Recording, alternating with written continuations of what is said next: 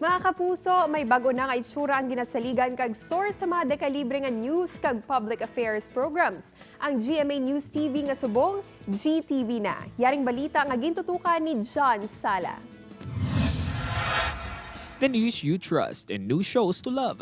Ini ang promisa sa GTV o kon Good TV. Sugod subong adlaw ang paborito nga source ng balita kag mga dekalibre nga mga public affairs shows sa GMA News TV ang sa karon GTV na.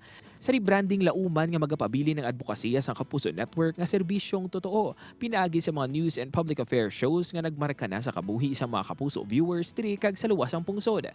Sino kay Attorney Annette Gozon Valdez, presidente sang GMA Films nga masobra isa ka tuig nga ginpadalman sang GMA executives ang konsepto sang GTV nga ang kausang mas mapalapad pa ang audience reach partikular na sa young kag young at heart. So this channel will be the go-to of those who are looking for more variety. So that's why we decided on having GTV. For GTV, we wanted it to have a younger feel. But that doesn't mean na we're excluding also the older audience kasi lahat naman kahit matanda, di ba, young at heart. Everyone kahit 60 and above would still want to watch a young love story because they relive, di ba, their past. Malantaw sa GTV ang high-rating primetime series nga The Lost Recipe nga ginabidahan sa pinakabagong Kapuso love team na day Mikey Quintos kag Kelvin Miranda.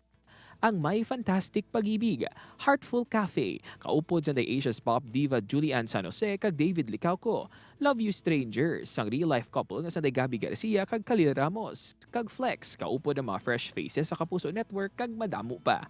Malantaw man sa gihapon sa GTV ang Regional TV Local News Matters Strip Adlaw kag ang Regional TV Weekend News tagsa ka Sabado. Actually, I think sila Nessa, no, the public affairs have already lined up some programs that will showcase to the different places across the Philippines. But we have now currently the regional strip, no? This is the local news matters strip. We have segments in those newscasts, those flagship newscasts that highlights, that caters, focuses on the different spots and activities na pwedeng gawin ng mga young at heart at ang mga young ones, no? Even during pandemic. Para naman sa sports fans, malantaw man sa GTV ang National Collegiate Athletics Association o kon NCAA. In terms of time slot, block siya ang ibibigay ng GTV.